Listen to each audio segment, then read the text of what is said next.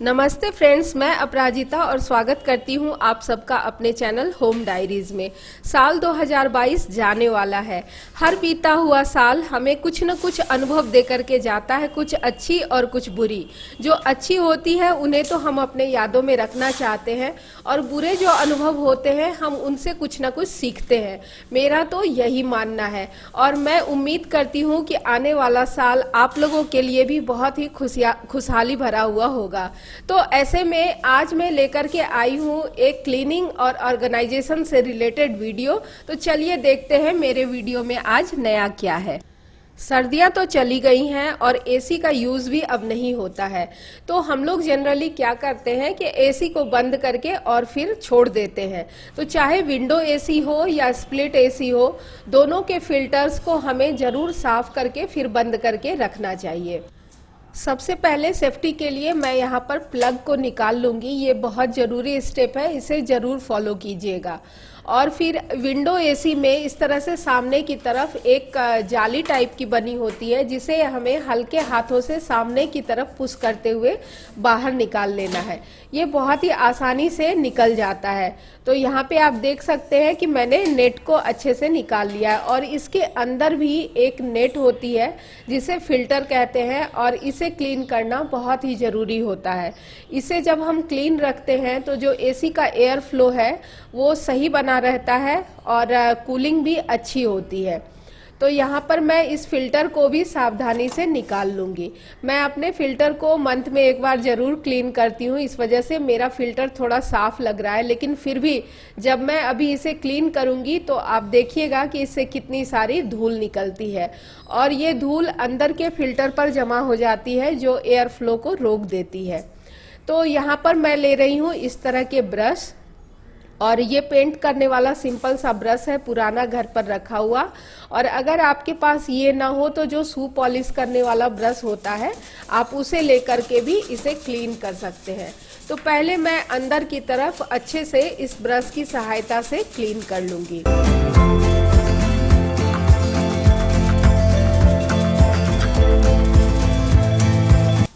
मैं यहाँ पर विंडो एसी के फिल्टर को क्लीन करने के आइडियाज़ शेयर कर रही हूँ और स्प्लिट एसी को कैसे क्लीन करते हैं इसका वीडियो ऑलरेडी मेरे चैनल पे है। मैं ऊपर आई बटन में डाल दूँगी, आप चाहे तो चेक कर सकते हैं। तो अंदर के फिल्टर को अच्छे से साफ कर लेने के बाद मैं साइड में जो भी डस्ट है उसे भी अच्छे तरीके से क्लीन कर लूँगी। अब इस नेट वाले फिल्टर को भी मैं इसी ब्रश की सहायता से अच्छे से क्लीन कर लूँगी और आप देखेंगे कि किस तरह से इसमें से भी बहुत सारी गंदगी और इस तरह के जाले टाइप के धूल के निकलते हैं। आप चाहे तो इसे धो भी सकते हैं, लेकिन धोने के बाद चूंकि इसे सूखने में टाइम लग जाता है तो उससे अच्छा मुझे लगता है कि मैं सूखे ब्रश से ही इसे झाड़ दूं और जितनी भी धूल होती है वो बाहर निकल जाती है और नेट बहुत ही आसानी से क्लीन हो जाता है। तो आप यहाँ पे देख रहे हैं कि मैं ब्रश से बस हल्के हाथों से इसे क्लीन कर रही हूँ और जितनी भी इस पे डस्ट है, ये जाल टाइप की जो बन जाती है, ये बाहर निकल रही है। और यहाँ पे नीचे आप देखिए कितने सारे डस्ट इसमें से निकल रहे हैं। तो यहाँ पे आपने देखा कि किस तरह से गंदगी इससे बाहर आई है और अगर इसी तरह से हम इसे बंद करके रख देते तो ये जितनी भी धूल है 2 से 3 महीने में ये बिल्कुल जम जाती है और हमारे फिल्टर को ब्लॉक कर देती है। फिर समर्स में जब हम एसी यूज़ करने के लिए ऑन करते हैं तो फिर या तो हमें इसकी सर्विसिंग करानी पड़ती है, किसी को बाहर से बुला करके फिर हमें इसकी सफाई करवानी पड़ती है, जो कि काफ़ी खर्चीला प्रोसेस हो जाता है। तो कभी भी अपने एसी को विंटर्स में बंद करने से पहले इस तरह से अच्छे से इसके फिल्टर को क्लीन करके फिर हमें अच्छे से बंद करके रखना चाहिए।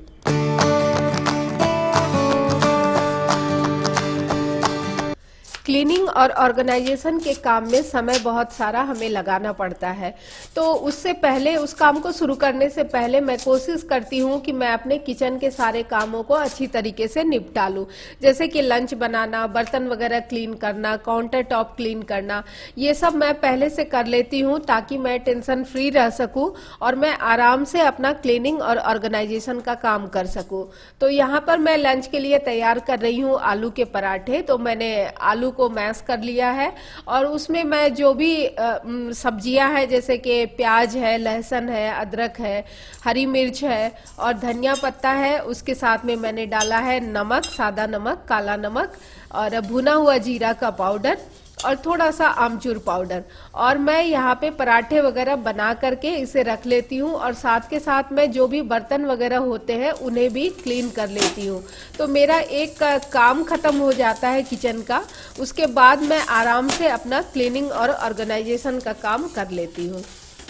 तो इस तरह से जब हम कोई भी काम सिस्टम से और रूटीन के तहत करते हैं तो फिर हमें कोई भी काम बर्डन नहीं लगता और हर काम हमारा आसानी से हो जाता है।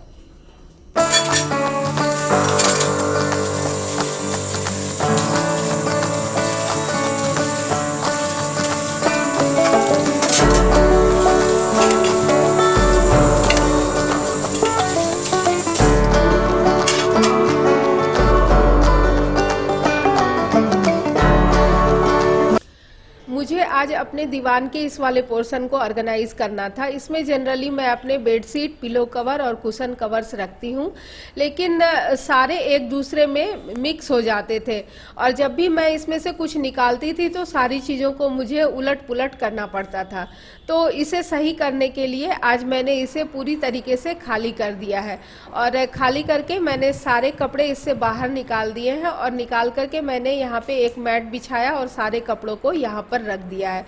तो कपड़ों का बिल्कुल ढेर सा जमा हो गया है जिसमें मुझे सारी चीज़ों को अब अलग अलग तरीके से अच्छे से ऑर्गेनाइज करके रखना है। यहाँ पे सारे चीज़ों को मैंने अच्छे से अरेंज करके अलग अलग करके रख लिया है। Bedsheet, pillow cover, cushion cover और साथ ही जो पुराने कर्टन्स मेरे पास रखे हुए थे उन्हें भी मैंने अलग से अच्छे से अरेंज करके रख लिया है।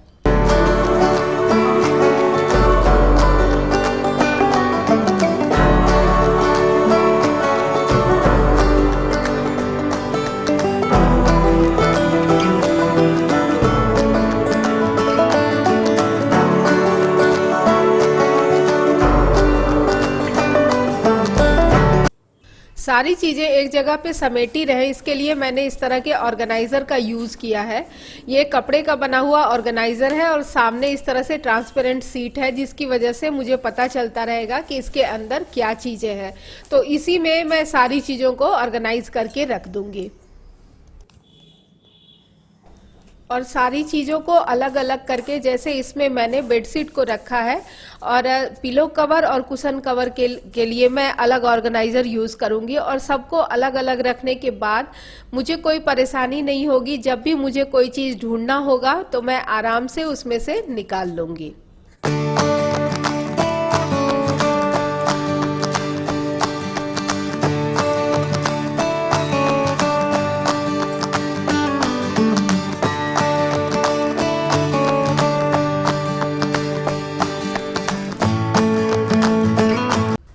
यहाँ पे मैंने सारे ऑर्गेनाइजर्स को अंदर डाल दिया है और आप देख सकते हैं कि इस तरह से ऑर्गेनाइजर में रखने के बाद मेरे पास साइड में भी काफ़ी जगह रह गया है और फिर ऊपर की तरफ भी काफ़ी स्पेस रह गया है जिसमें मैं और भी कुछ सामान रख सकती हूँ और चीज़ें ऑर्गेनाइज भी हो गई हैं। यानी कि मुझे अगर बेडशीट निकालना होगा तो मैं एक ऑर्गेनाइजर खोलूँगी और मुझे वो आसानी से मिल जाएगा। सारी चीज़ें एक दूसरे में मिक्स नहीं होंगी।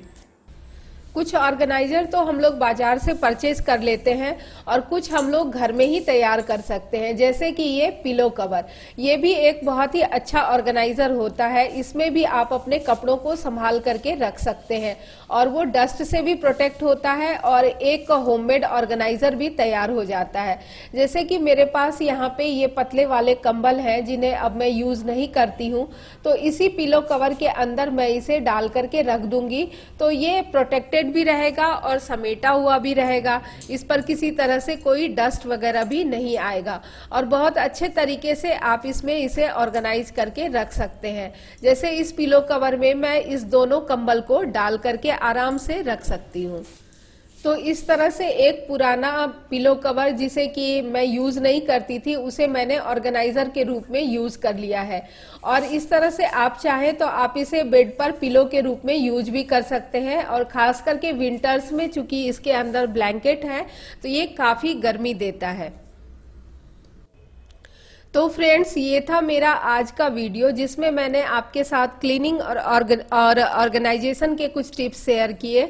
उम्मीद करती हूँ वीडियो आपके लिए उपयोगी साबित रहा होगा।